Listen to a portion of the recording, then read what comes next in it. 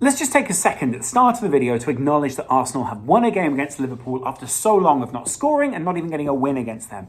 In that, there is some form of progress there. We can discuss the details of the game in other ways. I'm sure there are plenty of people out there who will break down why Arsenal didn't deserve X or it wasn't a penalty, whatever it was.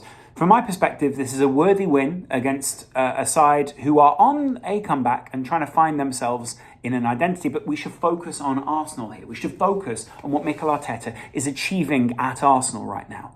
At the start of the season, if you'd have said to a lot of people, he'll go this many games where he only loses one in that time, where he consistently shows that he has an idea with the side and that idea is able to, the side is able to execute that idea. But then on top of that as well, the side is also able to be flexible and change within that. And not only that, but allow Liverpool more possession in a game at home and still have the appreciation of the crowd.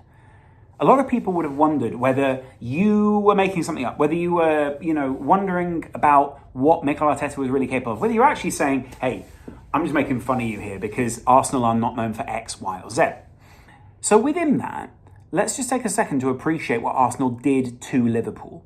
Early on and throughout the game, they focused on weak points within the side. In previous seasons, when they had done that, they tried certain things, but when they didn't come off, the heads went down, they no longer did it. That happened early on in this game. They got the first minute goal, which made all the difference to them. Then they made sure that they continued with that chaos. They continued with that pressure. So even when Liverpool did score, there was still the mission and the idea was still very much in their minds. And you could see Gabriel Jesus was still trying to cause chaos. Martinelli was still trying to attack Trent Alexander-Arnold and being particularly aggressive. And Tsimikas was not having a comfortable game, shall we say. On top of that, to add to that, right? You then also had a midfield where it was Thiago and Henderson sitting very deep, being very combative, and just throwing balls over the top. It's a different way to play against Liverpool. So it's not as if Arsenal are playing this Liverpool side they were playing from last season. They're playing a completely different side now. So, in that, Partey and Xhaka had to compete with something different as well. You've got to give credit for them for the way they mopped up in midfield today, for the way that they distributed so quickly, for the way that really, if you look at it, the focus wasn't even on someone like Odegaard and his movement and his little bit of distribution here, over there, and getting the ball off very quickly to other people. Xhaka and Partey have really stepped up in this midfield to make Odegaard's job and his gracefulness and the way that he conducts himself out on the pitch so much easier. What Liverpool had in previous seasons is now beginning to be reflected in Arsenal. And I get it, I'm not saying that they've taken from Liverpool. What I'm saying is, as a Liverpool fan, I appreciate what it is that Arteta's built. Multiple leaders out on the field. Multiple game plans, multiple places where a goal can come from, multiple different places within one game where your side focus. Now we're going to go out to Martinelli. Now we're going to go out to Saka. Saka is going to do something very different to Martinelli. It doesn't have to be a mirrored approach on both sides. Not only that, but in the middle, hey, who's going to be the one finishing the goal? If it's Martinelli down one side, you'd appreciate Saka coming in at the far post at the other. Hey, who do you remember that from with Mane and Salah at Liverpool?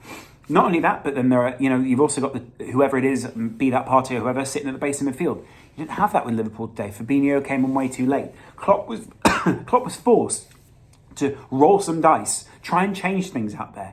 And I get it, there are injuries to Liverpool, and Liverpool got forward and scored goals against Arsenal today. But I think the credit should come to Arsenal rather than to Liverpool in this game. There will be some moments that Liverpool, sure, will look at the team and go, brilliant, we're moving forward. But the real cold, hard facts of the game is they did not win the game.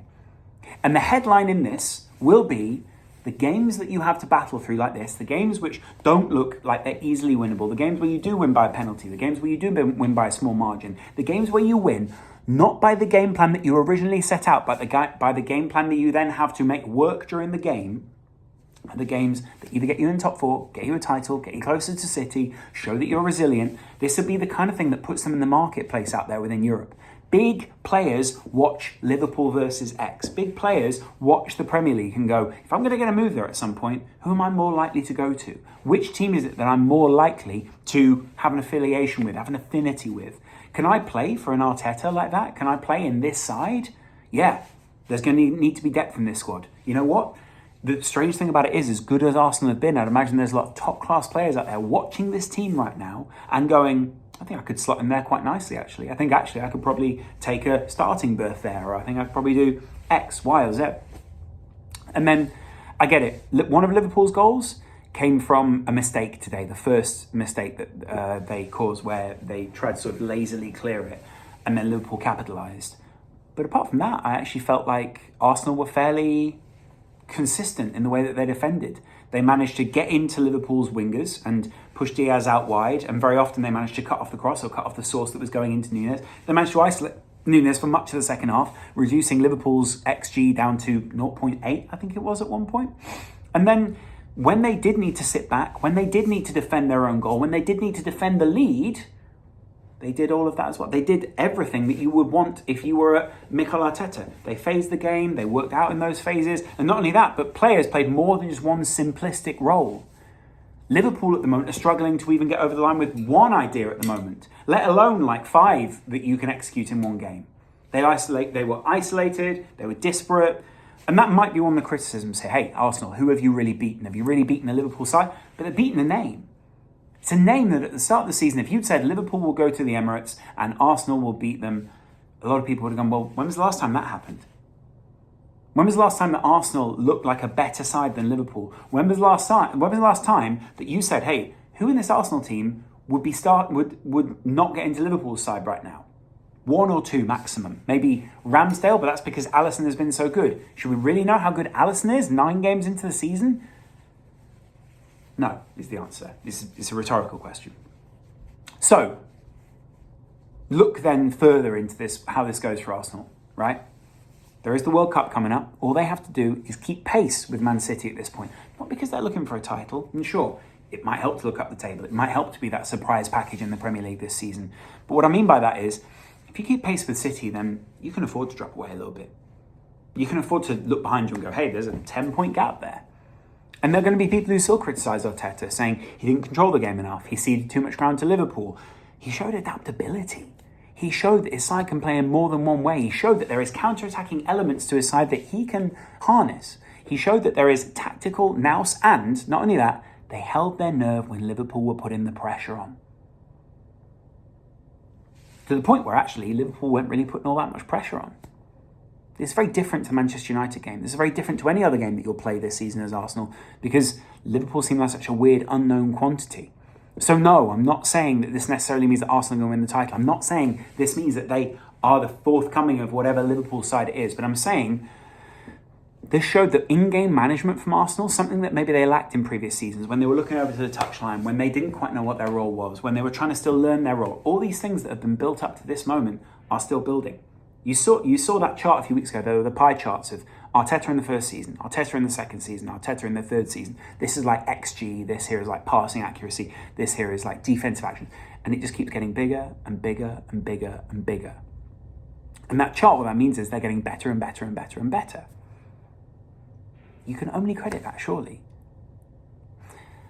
I also feel like we should address the fact that there are a few players in this side who have been completely written off in the past. Granit Xhaka has been written off, right? There are plenty of people who've said Granit Xhaka is not good enough. Plenty of people who've said Saka, outside of Arsenal, not good enough. I don't see him competing in the Premier League. Plenty of people saying, I don't quite know where Martinelli sort of is or what he does or what his role is. Now we're seeing it. Plenty of people saying, well, can Odegaard really cut it at the very top level? Sure. And then plenty of people saying, well, the offshoot of Gabriel Jesus there, well, if he's not wanted at City, then where is he really wanted? And then someone saying, well, Partey left Atletico Madrid. Is he really that good if they're willing to let him go? Or the same with, say, a weird signing at the start of the season with Tomiyasu or someone like that. Or, Ben White. What's he really in this side? All these kind of things. And then probably the same with Ramsdale as well. He's unorthodox. What does that really mean? Okay, so call these guys an island of misfit toys if you want them. Not that they are that. I don't think they're misfit in the way that maybe you would normally have with Moneyball. But there's great value in this team. And as much as we're levelling that Arsenal have spent money and money and money, look at it paying off now. Am I wrong? No. And what I really loved most was the finish. It was the finish from Mikel Arteta. The impressive sort of moment of that fist bump that he had. The great moment where when he actually won it, there was almost a Klopp-like celebration in him. You saw there was life in him. You saw it wasn't just this, what most people have, he's too neutral, he's too, he's not animated enough, he didn't get animated enough at certain moments, we want to see this. Arsenal fans are the only ones who seem to see that whatever they see in Mikel Arteta, blah, blah, blah. We saw at the end there was that fist bump, the whole bench was up, everyone was excited about this. We finally overcome a hurdle that in previous seasons we couldn't overcome. That is a big sign of what Arsenal are capable of here. Now, whether they can do it against City is a whole other thing. Whether they can do it in the Champions League is a whole other thing. I think they're probably capable in the long term. And they have been quite lucky with injuries so far. I get it, like Partey's not been in the side for a couple of games, or there have been a couple of guys who've been out and they've needed to rotate, but they have had a core set of people there. Although there was one week where they didn't have Odegaard and Zinchenko, and they didn't even have that today. They didn't have both those guys. And you would have said that maybe would have ripped Liverpool apart even more. So what they are slowly doing, and I'm not saying therefore they don't have depth, what I'm saying is the opposite of that. They're building on that depth that they do have. And there is depth in certain positions. And I'm not saying, they're going to build the squad and everyone's going to be perfect. But what you are seeing is the way that they're building seems so methodical and so based on what it is that they need backup in at that point. So you've got Zinchenko out here, you've got Tomiyasu. That means that within that, you've got a side of players who are all invested. Because when Zinchenko is in, Zinchenko is fully invested. When Tierney is in, Tierney is fully invested. When Tomiyasu is in, Ben White. Sure, you got two centre-backs who look quite good, and maybe if one of those gets injured, you might be in a little bit of trouble, but I'd be interested to see how that works. Maybe Ben White just seamlessly slots back in, today Ramsdale was injured. Maybe there's some sort of implication on that, but I don't really see that happening. This is how can I put this? This is the fruits of the labour that Arsenal have put in over time. These are all incremental differences and changes that over time Arsenal are now seeing the benefits of. Because it's all coming together. It is amassing as one big snowball, so to speak, of issues that have been addressed, one after the other. I'll finish on this idea of the World Cup. If you can keep pace with Man City throughout the World Cup and towards the World Cup, and you can get to about halfway in the season and you're still keeping pace with them, you've got time to work with certain players that don't go to the World Cup. You've got time probably to work out who else is going to come in January and back up your team even more. Whether it's worth investing in January is a whole other question for Arsenal. But if they're looking light or there are injuries, then sure, by all means do that. But you're also just showing we've won that first one of the 2 seasons. Lock that off. Section that off. You don't get that in any other Premier League season. This is somewhat of a caveat season, somewhat of an asterisk season for all these sides. But within that, what you then have is the chance of okay, what are we doing here? We've proven in this first half of the season, what do we do in the second half of the season? Who goes away and has a good World Cup? Who goes away and comes back early from a World Cup? All of these things are the kind of things that you would kind of want in a Premier League season. It's almost a winter break of sorts for the managers and some of the players out there, and it's going to administratively mean some weird things going into January. Players are going to be thinking, am I gone by the end of November? If I'm also going to have a winter break in the Bundesliga and Serie A and all these kind of things? It's exciting in that sense if you're Arsenal. It's exciting that they have this opportunity to go out there and use this midway point in the season to try to aid their own ascent. Because the graph is going for you guys, it's going like that. No, wait, it is like that. Yeah, like that. They're going, and it slowly goes up. I'm excited by it. As a Liverpool fan, I can't be all that mad that Arsenal won today. I can't be all that mad that Liverpool didn't edge it. Because Arsenal, over the season, seem to have deserved this a little bit more. And it seems that it's Liverpool's small deficiencies and Arsenal's willingness to engage in that chaos and engage in getting in there and, popping the ball about in areas that are going to make Liverpool uncomfortable, but is difficult to execute, that won them this game. The penalty is a penalty. He strikes the back of his ankle when the ball goes into the box. I don't know what else you want me to say. Some people are going to say the referee wasn't particularly good. I don't agree. I think the referee was fine. I don't think he called it perfectly. It wasn't a Pierluigi Collina performance, but it wasn't bad. So, with this, I think Arsenal should try and capitalise. They've got a great run of games ahead of them, and going into the World Cup, they should still be up pretty much where they are right now, to be honest. This is where some of the critics are going to come out. We'll see what happens.